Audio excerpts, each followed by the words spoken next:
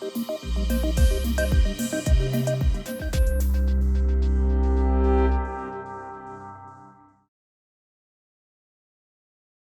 noite a todos, boa noite, Peter.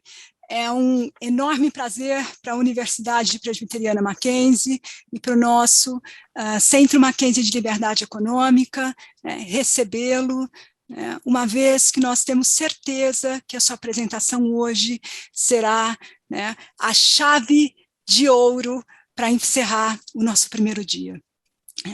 Eu gostaria de dizer aos participantes que poderão fazer perguntas, e essas perguntas deverão ser colocadas no Q&A aí na plataforma Zoom. Um pouquinho de detalhes sobre o professor Peter Boettke. O professor Peter Boettke é professor da Universidade George Mason e pesquisador do Mercatus Center, que é uma instituição que é super parceira do Centro MacKenzie de Liberdade Econômica, uma enorme fonte de inspiração. E eu gostaria de dizer para vocês que o professor Peter Boettke, ele vai nos oferecer, nos agraciar com uma apresentação que reconhece que a pandemia do Covid, conjuntamente com o ataque às Torres Gêmeas e a grande recessão de 2008 e 2009, foi um evento extremamente marcante no século XXI. Se, de um lado, essa tragédia humana que não tem condições de ser mensurada, e, de outro, a capacidade e engenhosidade do conhecimento humano produzir em tempo recorde vacinas que estão permitindo os países retornarem paulatinamente ao normal. No meio disso tudo, existem inúmeros interesses específicos e comportamentos oportunistas, sejam eles de governo, de empresas e políticos, e é especialmente sob essas condições de urgência, de emergência, que várias empresas vão tentar buscar apoio e proteção de mercados. Os políticos vão tentar exercer influência no orçamento, os governos nacionais ou subnacionais vão tentar explorar as incertezas que para se manterem no poder, ou, eventualmente, para renovar os seus mandatos. É sobre esses tópicos que um dos mais renomados pesquisadores de liberdade econômica do mundo, meu parceiro na Montpellier Society, parceiro do Vladimir e da Liliane, e de tantos outros, que vai nos deliciar com uma apresentação que vai endereçar essas questões, para que nós possamos pensar sobre esses desafios da economia política da Covid. O professor Peter Boettke, um pouco do CV dele, um CV longuíssimo, mas aqui será um breve resumo. O professor Peter Boettke é professor universitário de Economia e Filosofia na George Mason. Ele é diretor do programa F.A. Hayek, de Estudos Avançados em Filosofia, Política e Economia. Ele é membro Hayek na London School of Economics. Ele também é membro acadêmico na Charles University, Georgetown University. Ele também é membro do American Institute for Political and Economic Study em Praga e acadêmico visitante no Hoover Institution on War, Revolution and Peace, na Stanford University. Como professor, Boettke destaca-se a cultivar o entusiasmo pela forma acadêmica de pensar e a importância de ideias econômicas para as futuras gerações de estudiosos e cidadãos. Ele também é coautor, juntamente com David Prichko, de um dos mais importantes clássicos de textos de economia, The Economic Way of Thinking, publicado pela Prentice Hall em 2009. Seus esforços em sala de aula lhe renderam inúmeras distinções, inclusive o prêmio Golden Dozen de Excelência em Ensino na Faculdade de Artes e Ciências na NYU e prêmio de ano letivo de 2009 na Associação dos Ex-Alunos da Universidade George Mason. É também autor de Live in Economics, Yesterday, Today and Tomorrow, de 2013, entre inúmeros artigos encantadores, entre eles os princípios de economia, né, que eu tanto recomendo aos meus alunos, né, de graduação. Pete, muito obrigada, né? Fique bastante confortável para fazer a apresentação que desejar. Okay, thank you. I need to be made the host so I can share the screen. Okay. I need you, Julian, to give me a hand. How do I do that? It seems like it's done. So, Professor Peter, you are now the host. Okay. I should be good. Thank you very much. I greatly appreciate that very generous introduction. And I'm very excited to get a chance to talk here at MacKenzie and to the Center for Economic Freedom. I only wish I could do it in person. Those, in fact, were plans in the work before COVID hit that we'd be down there. And so I hope that when the world returns back to normal, that we can, in fact, get there soon. And I greatly appreciate the people turning in and tuning in here, and also that, I respect the idea that this is at the end of the day after you've been listening to various talks. So we'll try to go through this clearly and hopefully get some discussion going. So my main points are very much sort of basic economic points, which is the first one is that there are no solutions. There's only trade-offs in grappling with the world as it is. Science in real time is difficult at best and impossible at worst. Epidemiology is a human science and has the same modeling problem as economics, which is the theory absorption issues, which is that the model is endogenous to the behavior of the actors in the model, and that changes the model. You can't treat the behavior of the actors in the model as fixed and given and from the outside. We must instead do economics from the inside out, which means that you have to place the agents in the model and the scientists in the model. Once we do that, we realize public health, for example, exists within and never outside of the brine of politics. That also includes the media who are reporting on public health issues. So again, it's critical to put the economist or the epidemiologist or the public health official in the model, and we must reject the assumptions of a all-knowing and all-benevolent, public health brain or a public economist. So we must reject these assumptions of benevolence and omniscience, and instead look at people as they are, not as we might dream them to be. And then finally, given all of this, how does this particular set of policies and impact test liberalism? And as Roberta mentioned in her introduction, the 20th century has been hit with some very significant tests to the liberal project. So the terrorist attacks of 9/11, the global financial crisis of 2008, 2009, the COVID pandemic of 2020, 2021. These are all very significant challenges to the idea of the liberal order.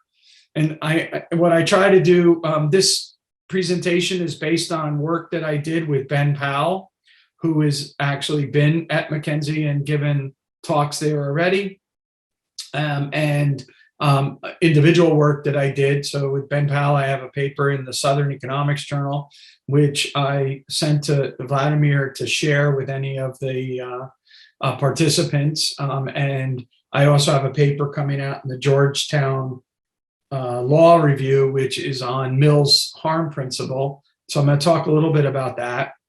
And I'm going to talk a little bit about the importance of having variation and experimentation, both in behavioral norms and policy, in a world where we are not relying on benevolent and omniscient social planners. And I also want to make some remarks about the importance of innovation in not only vaccinations and treatments, but also in mitigation strategies that come from actually not having the policy one-size-fits-all approach that we have in fact pursued. Okay, so that's basically the point that I want to get across. Here is the conceptual trade-offs of pandemics. So everyone can kind of see what's going on here, that, you know, without public health measures, okay, the healthcare system capacity is going to be crushed because of the rush of the rise in the disease. And as a result, it will exceed the capacity, break the system. And so what we need to do is somehow minimize the spread of the virus so that we can keep the healthcare system in operation.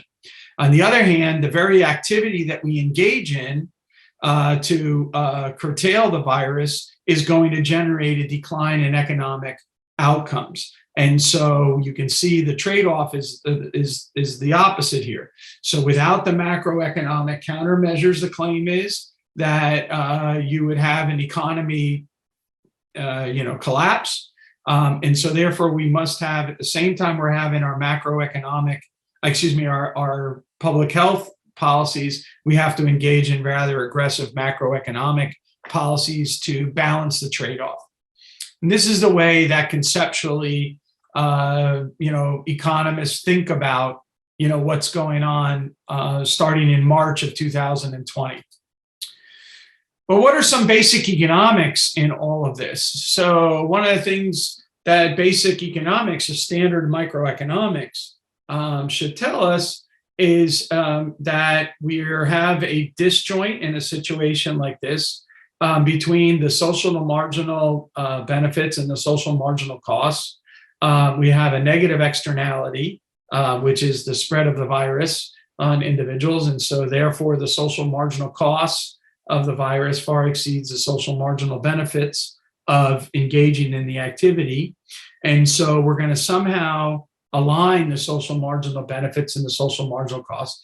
Standard welfare economics does not suggest lockdowns and all of that. What it does suggest is that we should do some kind of Pigovian remedies because we have two parties, both of which are unequally distributed in terms of the risk of and severity of the disease. You have the old and infirm, in which this disease is very problematic, and the young and the healthy, in which the disease is less problematic, though still problematic, not zero, but less problematic. And so as a result, what you should have is you should have some kind of perceived Pigovian remedy. That wasn't pursued. In a world with lower transaction costs, we should have some kind of quotient bargaining between the old and the young. That wasn't perceived. And so as a result, we didn't pursue the policy where we would try to assign the responsibility of harm avoidance to the least cost party and in the least cost method. Instead, we adopted policies which were decidedly not in this frame of reference. So the question is why did that come about? And the reason why that came about, going back to first principles again, is there's a reality trade-off. Trade-offs are ubiquitous. They must be negotiated. Normally, when we think about the trade-offs and that are negotiated, we live in a world of scarcity. Individuals must engage in trade-offs. To do those trade-offs, they negotiate in their own decision-making the cost and benefits. In order to do that, they rely on aids to the human mind to help them. And in a commercial society, they rely on property to incentivize them. They rely on prices to guide them. They rely on profits to lure them and losses to discipline them. In this way, our ex ante and our ex post, our ex ante expectations, our ex post realizations are in fact laid out for us, and we learn over time how to better negotiate the trade-offs.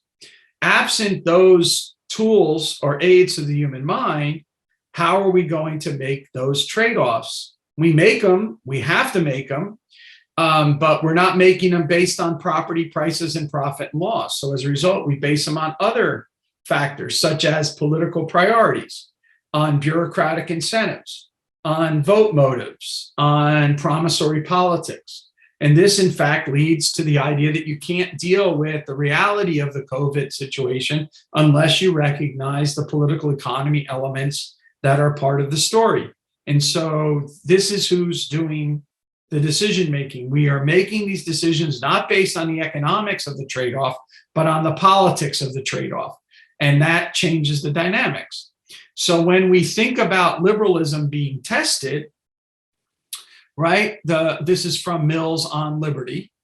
And as he says first, if my actions do not in fact harm anyone else, no one should have any claim to being able to tell me how to behave other than myself.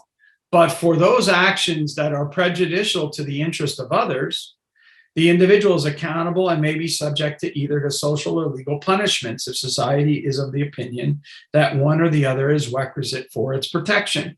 So this is what we're dealing with. This is the externality issue that is being dealt with. Now, the question is that can liberalism, that is private property, freedom of contract, the rule of law, freedom of association, can liberalism rise up to the challenge when there's significant actions that are prejudicial to the interest of others?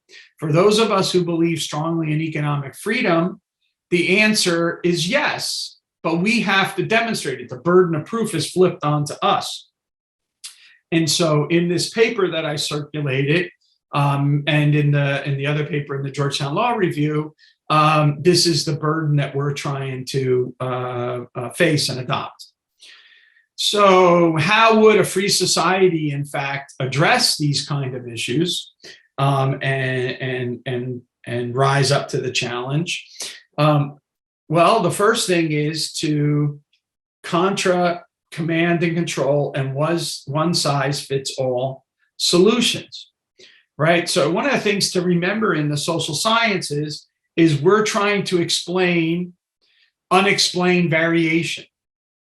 And we're trying to explain that unexplained variation, not by reference to the preferences of people. So we don't have a theory or need for theory if bad people do bad things and good people do good things. We need a theory precisely when there's a disjoint between the intentions that individuals have and the outcomes or patterns of outcomes that are revealed. This Hayek lays out in the Counter-Revolution of Science very clearly the need for this. And so one of the things that we have to recognize, all right, is that the kind of command and control approach to a problem presupposes a one size fits all. What that doesn't allow for is the necessity of variation and experimentation that is required for us to learn how to deal with a very severe problem. So the severity of the problem demands, in fact, experimentation and variation for us to learn from it. And that requires that we have decentralization as well as resilient robustness. Again, a lot of people want to see resilience and robustness played off against each other. And so they'll talk about a reed blowing in a hurricane versus an oak tree in a hurricane. So an oak tree is very robust, but if the hurricane winds hit it hard enough, it will break. All right. Whereas a reed in a hurricane will blow, but eventually it will bounce back. And so one of the things that liberal institutions need to be is not necessarily robust, but instead they need to be resiliently robust. And that's how we have to think about it. So they can handle a serious crisis like 9/11 without violating the principles of liberalism. They can handle a global financial crisis without violating the principles of liberalism. They can handle a global pandemic without violating the principles of liberalism.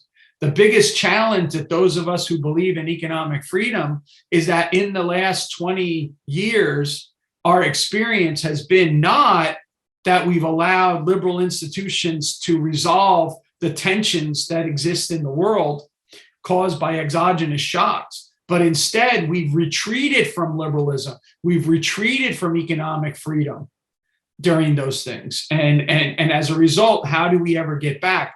As Milton Friedman liked to stress, nothing is permanent as a temporary government measure. And Hayek pointed out is that emergency pretext is often used for pushing through permanent policies to expand the role and scope and scale of government. And so I hope that maybe, in the Q&A, we can talk about some of those things. But for example, a lot of my background, evidence or whatnot that I would talk about is in the United States, as opposed to international comparisons of dealing with COVID. But in the United States, we have 330 million people across a large landmass and with lots of different geographic terrain and whatnot. And we tried to have through mandates, a kind of one-size-fits-all approach to that. And, we have 700,000 lost souls because of that issue in the last year and a half. So decentralization and resilient robustness is what I'd like to say could be an alternative to the command and control approach. The second point is that the ultimate resource is the human imagination. So necessity is the mother of invention. So the last thing that you ever want to do is actually cut off the necessity. And shutting down the economy actually cuts down the ability of individuals to learn how best to respond to the crisis in which they're confronted with. And so that's one thing. Where's the innovations that take place in real time? And to go back, right? If you think about these, bureaucratic incentives in the politics of the priorities, think about like the FDA and the incentives that the FDA had in dealing with delays and whatnot. We still don't have rapid testing in the United States. That hasn't been FDA approved. There was hesitancy on the vaccine. It had only emergency authorization, not full authorization for a long time. And even with the children that we've just started to vaccinate, that is still emergency authorization, not full authorization. The FDA has had tremendous, data points to examine and look at all this, but yet it's still hesitant. What are the incentives that are faced in that? And by the way, to go back again, think about if you follow or you're a follower of the U.S. system, the fact that the COVID-19 hit during an election year had a major shaping of the way in which the COVID-19 pandemic would be addressed. The final thing is a quote from Matt Ridley, a great book, How Innovation Works. I highly recommend it to all the students at MacKenzie, as well as all of the faculty. But at the back end of this, we're going to have to see what kind of freedom we can get back, because individuals that have suppressed freedom in the wake of the emergency. For those of you who have ever read Robert Higgs, if you look at Crisis in Leviathan, when the crisis comes, Leviathan grows. When the crisis goes away, Leviathan never reduces all the way back down to its pre-crisis situation. So we're going to need to have an economy which pushes forward to move beyond the kind of overreach of government in this. And we're going to need an entrepreneurial economy. Innovation is the child of freedom and the parent of prosperity. And so we're going to have an environment of entrepreneurship and wealth creation. And that's going to be seen in things like the innovations in the vaccines, the innovations in the therapeutics, the innovations and whatnot in mitigation strategies. So again, how do we get this V-shaped economy coming out of this serious situation? And again, let's turn to Mill. And so what Mill argues is that one of the most amazing things to see is the great rapidity with which countries bounce back. But you have to ask yourself, what are the conditions under which countries or peoples bounce back? And in Mill, it's the free mobility of labor and capital. It is economic freedom that allows us to bounce back so quickly, not violations of the economic freedom. Those, in fact, would set us backwards rather than pushing us forwards. So it's very important not to necessarily focus all of your energy on adjudicating what has happened, but to adjudicate what is going to happen after the disease has been mitigated and we move forward. So that is my basic idea. Again, I shared my paper with, Vladimir, and so I encourage him to share that with all of you who are interested in the question.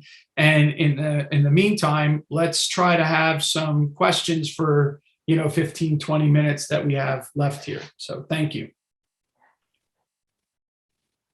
Thank you, Professor Peter. Let me just tell you that Professor Vladimir already shared the paper, okay? We shared it into our platform Event 3, okay? So all of the attendants can download the paper, okay? But thank you for sharing with us. Okay, great. Thank you. Professora Roberta, você gostaria de fazer algum comentário, alguma colocação ao professor Peter? Ou podemos abrir para as questões e o professor Peter responder? Eu gostaria de fazer uma pergunta, se possível. Claro. Então, vamos lá. Peter, você nos disse que te parece intrigante porque que nós não permitimos que as instituições liberais lidem com os desafios, com os grandes desafios. A minha pergunta para você é: qual é a sua posição, what is your hunch, sobre o fato de que talvez isso decorra do fato de termos mentes da Idade da Pedra, parafraseando a Lida Cosmiras e o John Tooby.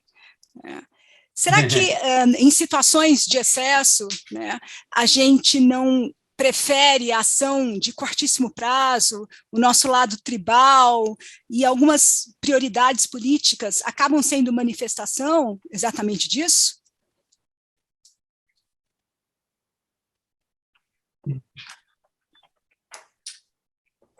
So that's a very deep question that has in many ways an untractable sort of answer, which is this necessity for us to sort of, try to find a boss, a function, a command and control approach when we face emergencies, a function of the fact that we have these, we evolve from these tribal paths that have these band or, basically bands, that small groups. And so we evolved in small group settings. And so we have a small group set of ethics and morality rather than the extended order of the great society. So we need to have someone to blame. This often shows up in the issues of social justice, as if somehow there is a grand distributor. So I know this is going to sound a little weird, but I recommend it to everyone to look up on YouTube the experiments with the capuchin monkeys. So they have these two monkeys, all right? And monkeys strictly prefer grapes to cucumbers, but they will eat a cucumber and be quite satiated if that's all they have. And what the experimenter did was she trained the two monkeys, they're in cages right next to each other, and she trained the two monkeys to do a task. And when they would do a task, she would reward them. So the first monkey goes, he does the task, and she gives him a cucumber. And he eats it quite happily. He's thrilled that he has this snack. The second monkey does it, and in full view of the first monkey, when the task is done, the distributor, the experimenter, gives that monkey a grape. Okay? And so this monkey over here is looking at the other monkey and sees that this monkey's getting a grape. And so then they turn to the first monkey again. The monkey does his task, and the experimenter gives the monkey a cucumber again. And at this point, the monkey takes a bite and then throws it back at the experimenter. The second monkey, in the meantime, is doing their task and giving them a grape again. They eat it, they're thrilled or whatever. Now, third time, they turn to the monkey. He does his task, now very quickly and angrily, expecting to get a grape. The experimenter gives the monkey again a cucumber. This time, the monkey doesn't even take it. It just throws it right back at the experimenter. Third time with the other one, hands the grape again. At this point, the first monkey jumps on the cage and shakes it. But where do they shake it? They shake it at the experimenter. If it was envy, they would shake it at the other monkey. Like, you have things that I don't have, I want what you have.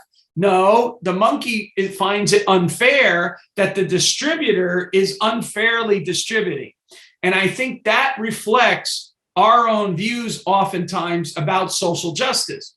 It's not so much the envy of the other, it's a unfairness of the distributor, because our minds are set that there has to be a central distributor rather than the idea that this is a byproduct of our exchange and production behavior. And so when a crisis hits, we turn to the distributor to fix it for us. We turn to the central commander to fix it. And so you are 100% correct that this is a product of our inability to have a morals for the great society, which is the modern society, in which we are instead one another's dignified equals, but also strangers that have to have bonds between them, even though none of us know who the other one is. And so it's cultivating that morality for the great society, which is one of the great tasks of political economy and social philosophy. I realize it's a bit long-winded, and I'll stop there, but I think your question is extremely important and deep. Thank you, Peter. Now, agora eu vou dar a oportunidade para os alunos se manifestarem. A primeira pergunta que eu vou selecionar aqui, que eu consigo ver, é a seguinte: professor Peter, você vê a tendência, né, de todo o Estado se tornar socialista,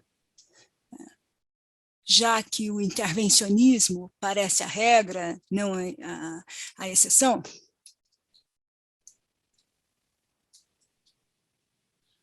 Say that again. that the state is I mean, the natural proclivity or the governmental habit is for the state to always seek to expand its scale and its scope, unless constrained by effective constitutional restrictions. And so emergency measures, so one of the reasons why we have decentralization is that decentralization is one way to check and constrain the ever-growing power of the state.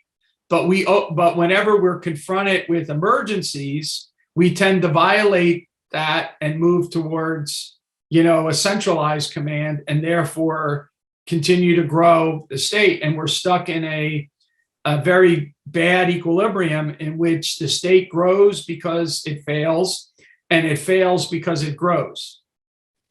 And the only way that you can get off that treadmill is to have an ideological shift in public opinion that believes that it's just not right for the government to do what it's doing, and therefore put pressure through public opinion on the authorities. And even there, we have a difficult time of translating that into effective action. As Milton Friedman pointed out in The Tyranny of the Status Quo, we have a very difficult time, even if we, convince the general populace of the power of ideas of getting the institutions to constrain the natural proclivities of the politicians, of the bureaucrats, and of the interest groups. So I don't know if I answered that question, but all we can do is first be very good scholars and study what's going on, not worried about the kind of changings of the going on, but embrace ourselves as trying to understand the human condition. But on the basis of that understanding, hopefully we can articulate a position of the liberal order and the liberal constitutionally limited government, which could in fact, excite the imaginations of the young.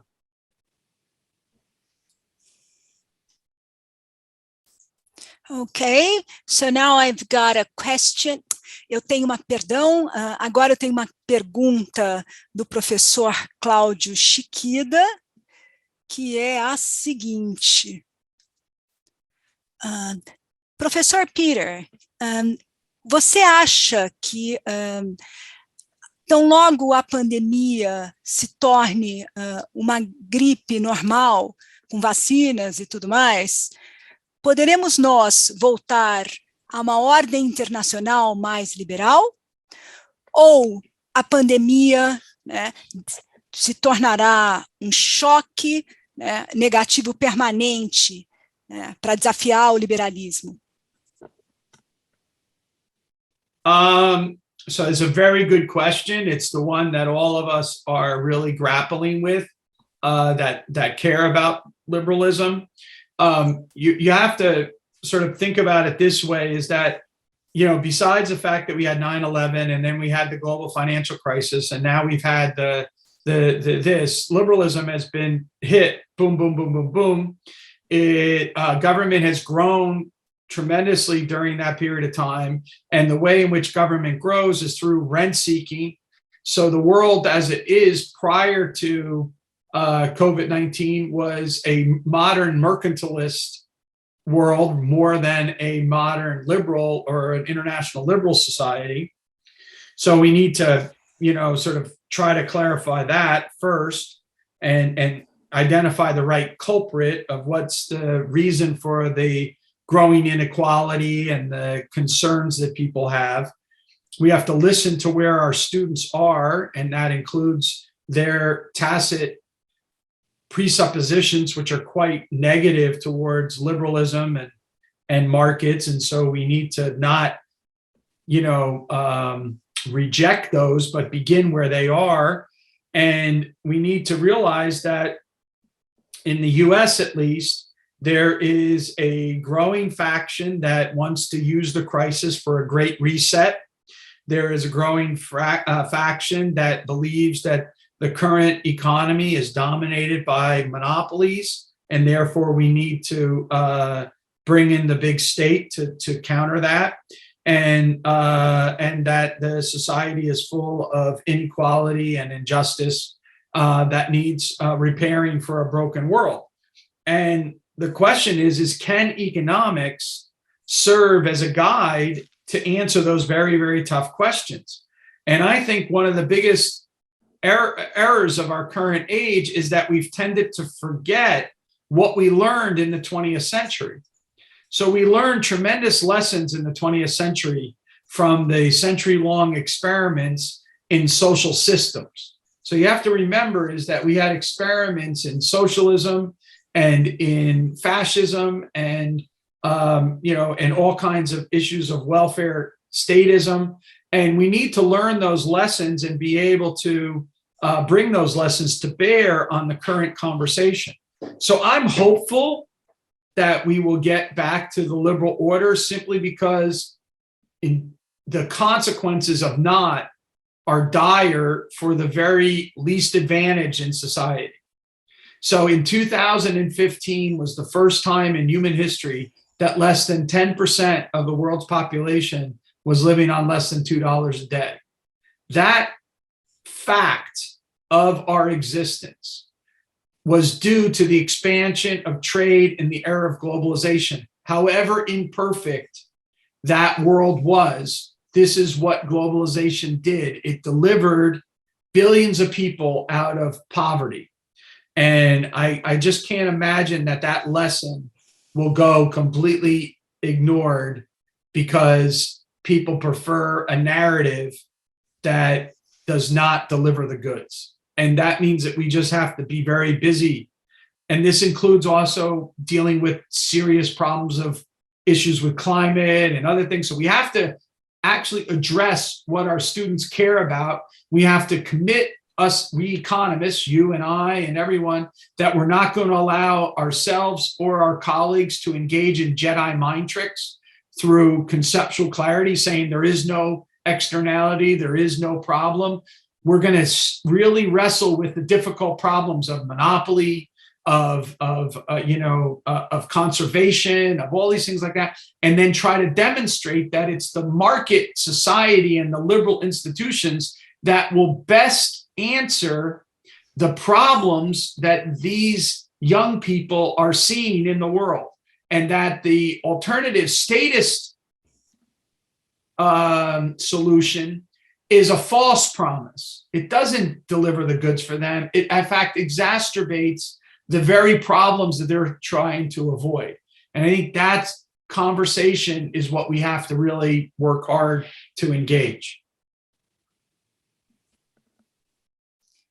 Peter, excellent, resposta excelente e que nos dá uma certa fé, né, otimismo para melhores dias, uma vez que nós percebemos muitas tentações de curto prazo, né, e preferências, né, em direções aí de populismos, né, de esquemas de intervencionismo, e o Brasil, né, tem inúmeros desafios aí para nós nos revelarmos consistentemente, né, liberais. E se nós no Centro MacKenzie de Liberdade Econômica pudermos contribuir, né, dentro da sala de aula, mas também fora, eu acho que você pode ter certeza que nós torcemos, assim como você, por um mundo melhor.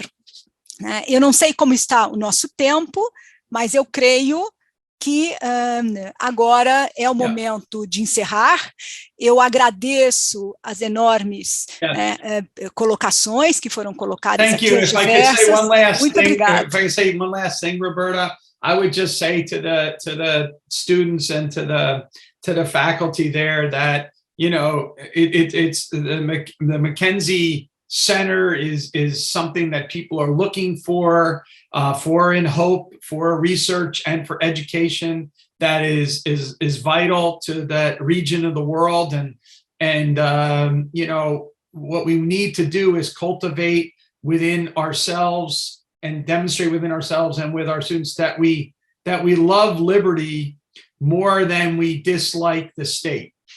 And I mean, I'm not saying that we should embrace the state, but it's our love of liberty and the hope and the compassion that liberty offers to society that we need to be communicating to people, because that's the power of Adam Smith, right? So, you know, we have to embrace the tremendous analytical acuteness of Adam Smith, but also the compassion and of Adam Smith's, you know, the theory of moral sentiments and these things. And so mixing the theory of moral sentiments and the wealth of nations, that's what we need to be doing to communicate the power of the liberal project to the next generation. And I think that, you know, you guys are in a fantastic place to be able to do that. And it's a great honor for me to be able to just talk to you as briefly as I did tonight. But thank you very much. Obrigada pelas lindas e sábias palavras, Peter. E desta forma, eu acho que vale a pena, né, terminarmos lembrando do Adam Smith, né, o grande Adão Silva para os brasileiros. Boa noite a todos, saúde, né, e razão e sensibilidade. Abraços. Thank you very much. All righty. Thank you. Bye-bye.